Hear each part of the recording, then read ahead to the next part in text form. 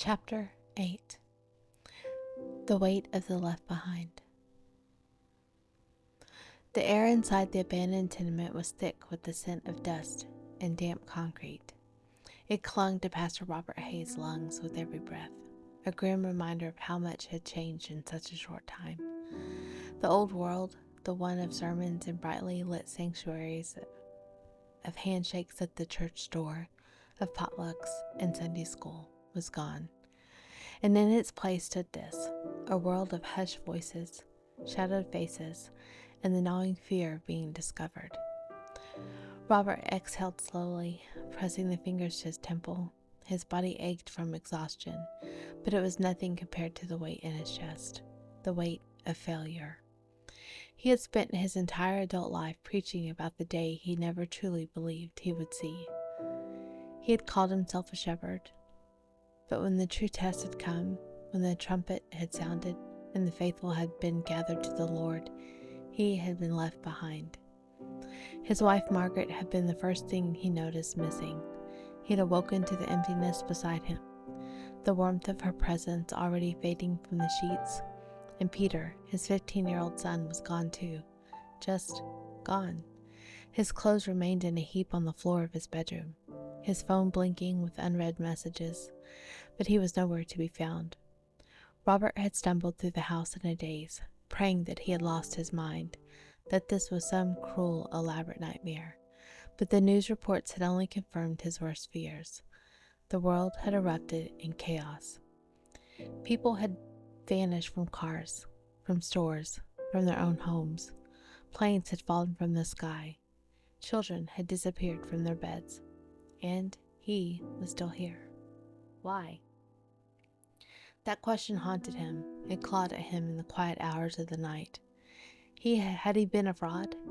Had he preached the truth without ever surrendering to it himself? He had spent years behind the pulpit speaking about salvation, about holiness, about the need to be prepared for Christ's return. And yet, when that moment had come, his soul had been found wanting. The shame of it was all unbearable. And yet, in the aftermath of it all, he had found himself doing the only thing he knew how to do, shepherding the lost. Even now, as he looked out at the weary souls huddled in the dimly lit room, he felt the stirrings of a different kind of calling. These people, the ones left behind, needed truth more than ever. They had no church walls, no pews, no worship music filling the air, but they needed God. And if Robert had been given this time, if he had been allowed to remain in this broken world, then perhaps, just perhaps, God still had purpose for him. Ethan kept his grip firm on Daniel's wrist as they moved through the back alleyways, their steps carefully measured in the eerie silence of the city. The moon cast fractured beams of the light through the crumbling buildings, illuminating just enough to show the devastation left in the wake of disappearances. Their trek to the shelter had been long, weaving through side streets and avoiding main roads, where patrols from the Global Unification Initiative had begun to increase in number. The Civic Center was no longer safe. Ethan had known it the moment he saw the agent's gaze linger too long. At his home, when he refused the tracking device. Almost there, Ethan murmured, squeezing Daniel's hand as they pressed into the shadows of a nearby wall. The boy nodded. His shadows trembled from more than just the cold. He was scared. Ethan could not blame him. The old church, repurposed as a refuge for those left behind, stood in the distance, barely visible against the backdrop of destruction. Pastor Robert Hayes had offered them a place to stay, but how many others were there? How safe were they, really? A rustling sound made Ethan pause. His muscles tensed as he reached for the small knife in his jacket, heart pounding against his ribs. Then a familiar voice. Ethan. He turned sharply. From the shadows emerged Sarah Monroe. Her hazel eyes flickered with relief, and her breath left her in a rush. You made it, she whispered. We were starting to think. We had to be careful, Ethan cut in. His grip on Daniel loosened just slightly, but he remained on high alert. Is it just you? Sarah shook her head and stepped aside, revealing a small group of survivors tucked against the side of the building. Neighbors, friends, people who just days ago had homes and lives and routines. Now they were just as lost as he was. "We've been waiting for you," Sarah said softly. "Pastor Hayes said you'd come." Ethan hesitated before nodding. He wasn't sure why the pastor had believed that. Even he hadn't been sure they would make it, but somehow they were here. "Come on," Sarah urged, her voice tight. "We need to get inside before they start patrols again." Ethan exhaled, pulled Daniel closer. The boy had been quiet the whole time. But as they moved towards the church, Ethan caught him glancing over his shoulder, looking for something, or someone. Ethan didn't ask. He wasn't sure he wanted to know. Pastor Robert cleared his throat and straightened his back, forcing himself to meet the eyes of those gathered before him. "We don't have much time," he began, his voice steady but firm. "The world is changing faster than we ever imagined, and the Global Unification Initiative is at the center of it." The name sent a ripple of unease through the room. The initiative had swept in like a savior in a world in a freefall, offering food, shelter, security, but at a cost, the cost of submission. "They're offering peace, but it's a false peace," Robert continued. "They don't just want to lead, they want to own. They want absolute control over every person left behind, and anyone who resists," he hesitated, scanning the room, "they're being taken." A hush fell over the gathering. Robert had heard the stories. So had they. People being pulled from their homes in the dead of night, families separated, dissenters never seen again. He turned his gaze to the back of the room, where Ethan and Daniel Matthews sat in silence. Ethan's arms were draped protectively around his son's shoulders, his jaw set in a hard line. Robert knew the look in his eyes, the look of a man who had nothing left to lose. "They're branding people now," Robert said, his voice lower. "Tracking implants. The kind that won't just mark you. They'll watch your every move. Soon they'll require them for everything. Buying food, getting medication, even being allowed into certain cities." Lucille, an elderly woman with silver-streaked hair, clutched the cross around her neck. "So, it's true," she whispered. "The mark of the beast." Robert inhaled sharply. "We're not there yet, but we're close." A deep silence settled over the room. The weight of his words were suffocating. Finally, Ethan spoke. His voice was low, rough. "What do we do?" Robert didn't answer right away. He had wrestled with that question for days, praying in the solitude of the night, asking God for clarity. The answer that had come was not easy. He lifted his chin. "We resist." Lucille shook her head. "But how? We have no power, no weapons, no way to fight back." Robert turned his gaze to the scattered remnants of the once thriving congregation, men and women who had spent their entire lives in comfort, in security. Now they were refugees in their own city, hiding from a world that wanted them erased. "We don't need weapons," he said. "We need faith." Ethan scoffed. "Faith won't stop them from dragging us away in the middle of the night." Robert met his gaze without flinching. "Faith is all we have left." A heavy pause, then Ethan exhaled, rubbing a hand over his face. Robert softened his tone. "I know you don't trust me, Ethan.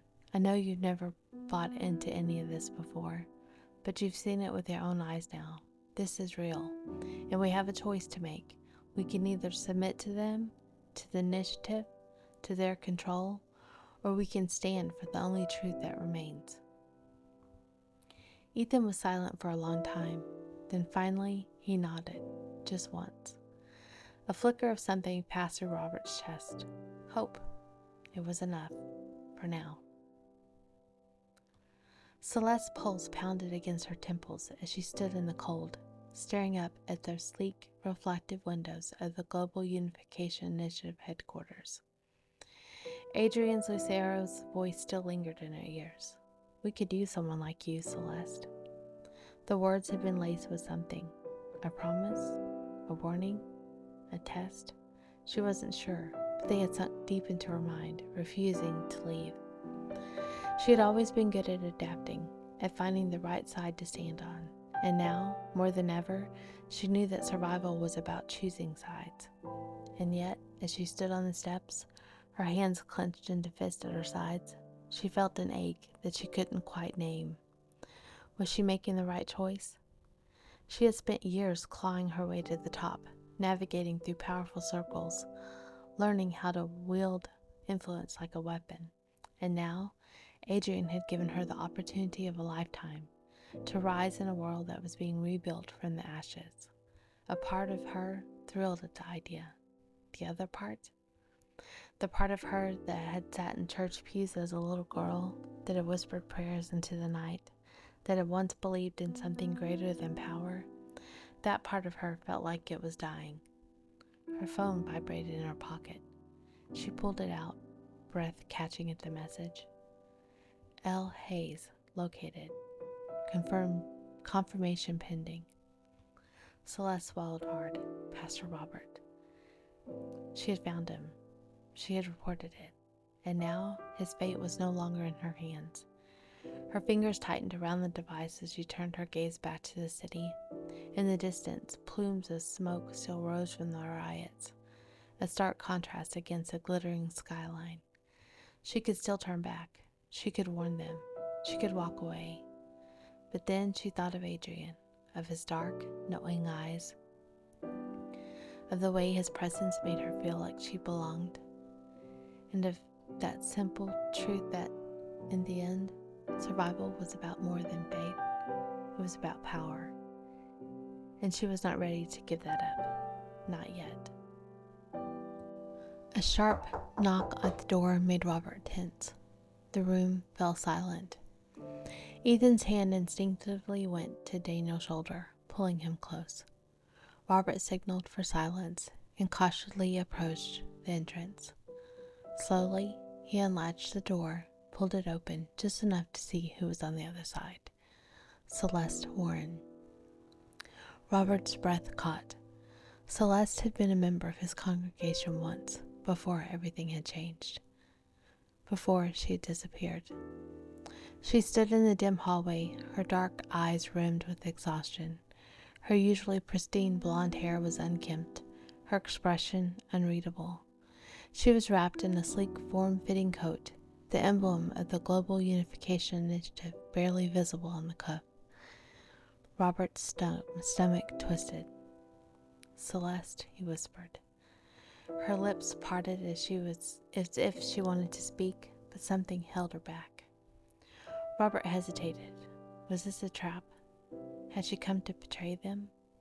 "Let me in," she finally said, her voice barely above a whisper. Robert studied weighing the risk. Finally, he stepped back. She slipped inside. The moment the door shut, she exhaled sharply. Her hands trembled as she ran them through her hair, pacing the small space. "I shouldn't be here," she muttered. "If they find out—" "Why are you here?" Robert interrupted, his tone firmer than he intended. Celeste stopped pacing, lifting her gaze to his, and in that moment he saw something flicker in her eyes. Desperation.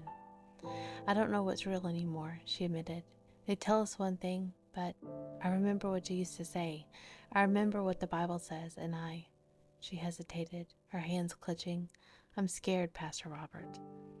He studied her for a long moment. She was standing on the edge of a knife, teetering between redemption and damnation, and Robert had no idea which way she would fall. But he had to try. He stepped closer. "You still have a choice, Celeste." Her breath hitched. "Do I?" Robert nodded. "As long as you're still breathing, there's hope." Tears shimmered in her eyes. She shook her head as if trying to dispel her emotions. "Adrian Lucero, she swallowed hard. "He's not what he pretends to be. You need to run before it's too late." Robert's jaw tightened. It might already be too late.